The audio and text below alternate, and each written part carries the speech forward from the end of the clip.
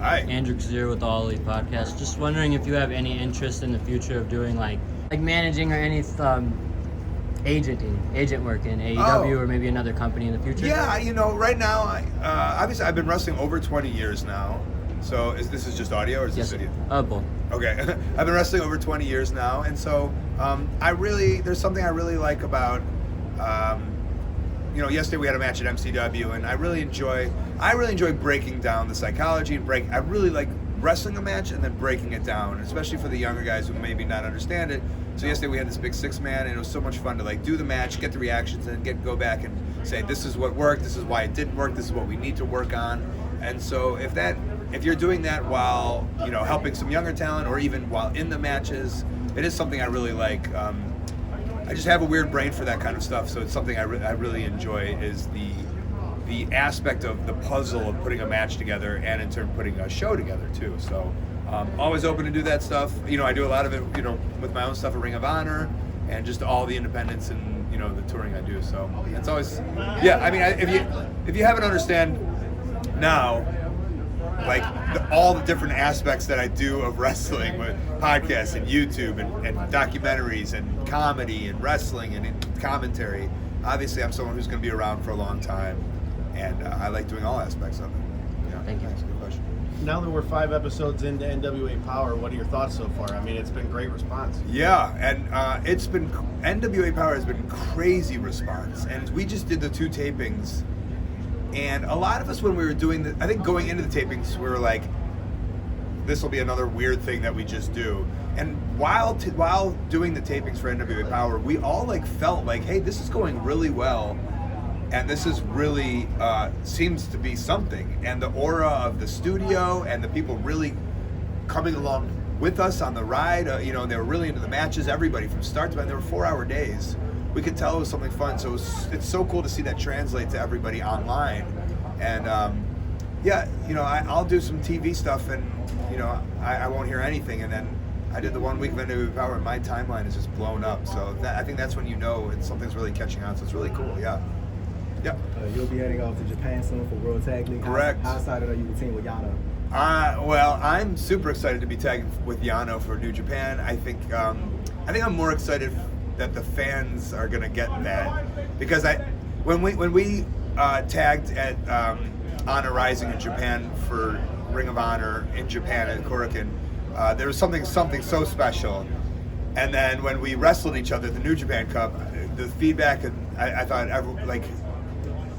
I felt it in the ring. I hope Yano did too, that there was a real connection between 2 wrestlers there.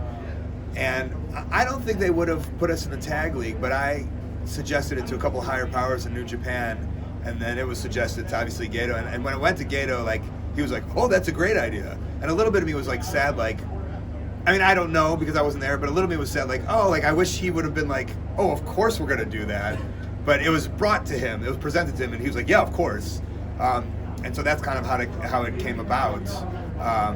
And so I'm so excited. I think to get my creativity going is something I really enjoy doing. So I know putting these matches together and tagging with Yano and all the comedy bits and even the non-comedy bits.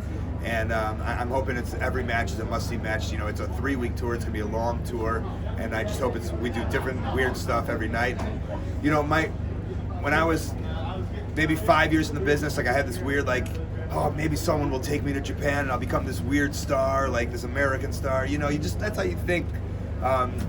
And I ended up going and wrestling for Noah for 4 or 5 years, but I never became this larger than life star in Japan. You were just a part of the crew. And then I wrestled for DDT, and it was pretty good. And now I think this might 21 years into wrestling, this might be an opportunity where it becomes this cult thing of myself and Yano. And I think it already started, so I'm excited to see where it goes, and hopefully it goes further in the future. So you said something about your creativity. How's the general feedback on the Unauthorized show? I thought it was great, the ROH Unauthorized show. Yeah. It was a lot of fun from start to finish. It was great. I've gotten a lot of fun, and I thought it was fun. But I did get some weird messages of what is this crap? Oh, really? And there's always going to be negativity. Yeah. So I was a little, afterwards I thought it was so fun, but there is a little of oh man, you don't want to let anybody down, and I do understand the idea if you know what Ring of Honor is, Yeah. and it's been sold that way for so long, and then you all of a sudden you give them this different product of this weird show. And I think people who came to Ring of Honor for the first time and were sold on it, like, hey, it's like straight, great, amazing wrestling, and then Ian Riccaboni's coming off the top rope with an elbow. Right. You might be like, is this? But I thought the idea of Ring of Honor in a whole, and then you have this one offshoot that you know I'm hosting, so you know it's going to be weird. Right. I had a great time. Everyone in the back. When I came to the back after that match, Gilbert just flashed me. When I came to the back after that 10-man tag where Sinclair did a leapfrog, and there was a sellout of the monitor. The place went. There was a standing ovation, and those are the moments you like as a wrestler when the other wrestlers appreciate. They call it being a wrestler's wrestler. When you have the attention of the other wrestlers and they love what's going on, then you know something's going right. So I think that was what I needed, even though there was some negativity on Twitter and stuff. But the affirmation of my colleagues, I think, was cool. Well, you with the NWA Power and everything like that, how has it been like for the past couple of weeks? You've kind of taken a little bit more of a serious role onto it. Yeah. How has that been like? Just being in the studio environment of that, as well as just like using your serious aspect side of things. Yeah, people, I don't know if it's not enough credit, but I can wrestle anyway. Like, you want me to be serious, I'll be serious. But if you leave it up to me, I will be the goofball that I am. That's the wrestling I prefer. But Billy Corrigan has a vision, and that's his vision, and I respect it, and I'm in that role, and I'm going to do that role for him, and I'm going to enjoy it because I love wrestling, and so I have no problem doing that, and I enjoy it to an aspect. Like, if it's up to me, I'm doing Yano all day, But I do like the other aspects, and I do like building stories. Years ago, a lot of people remember me for a feud I had with Homicide, where it started very silly, and then it ended up in this crazy match with the Drano, and then this crazy barbed wire match, and that was a beautiful story, and I love telling that story. So I love getting into that long form and long-term storytelling. But the way I've kind of pathed out my career the last 10 years, I'm such a journeyman, and I'm so all over the places, I don't really have that opportunity to tell those long stories. So with NWA, they have it really down. They want to tell these stories, and I'm definitely along for the ride, and I look forward to maybe doing something super, super, super serious where you didn't really expect it, and you haven't seen it in a long time out of me. Let's do two more, guys. With all these different avenues that you're at, NWA, Ring of Honor, all this stuff, are we still going to see you around the Indies much? Because I remember getting to interview back home in Taylor when you wrestled superstar Bill Martell for BCWA. Yeah. I mean, I think that's what people know me as. So and I pride myself on it. And I've had all these different contract opportunities, and a lot of times I turn it down just because I know I won't be able to do the weird shows. As much as I love doing TV and the high-profile stuff, I love the Gathering of the Juggalos. I just love doing weird shows in Mexico and Canada and these Canada tours.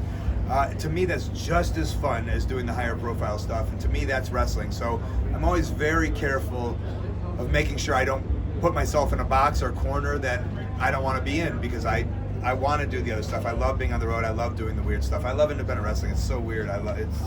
It's so cool, man. Good to hear. Yeah. Colt, any Last thoughts one, guys. on, Yeah. Any thoughts on the reemergence of the legend Soul Train Jones? I had a laugh just like you did. Hopefully, and that's what I love about All Elite Wrestling. That's what I love about the Bucks since day one. Is they don't take themselves so seriously. They know, they get the joke, and they're presenting that kind of humor on TNT. And again, an unwise man once told me funny don't equal money, and I was out to prove him wrong. And maybe I didn't get to prove him wrong by getting a show on TNT, weekly, but the Young Bucks too, who also dislike this funny equals money man, they've also figured out how to do it, and obviously it's working, and I think it's so cool. So I'm all about Soul Train Jones. I'm all about those breadsticks and the meat sauce, and so we're happy to see him get another run. Glad to see he was on national television in his sweatpants, killing it.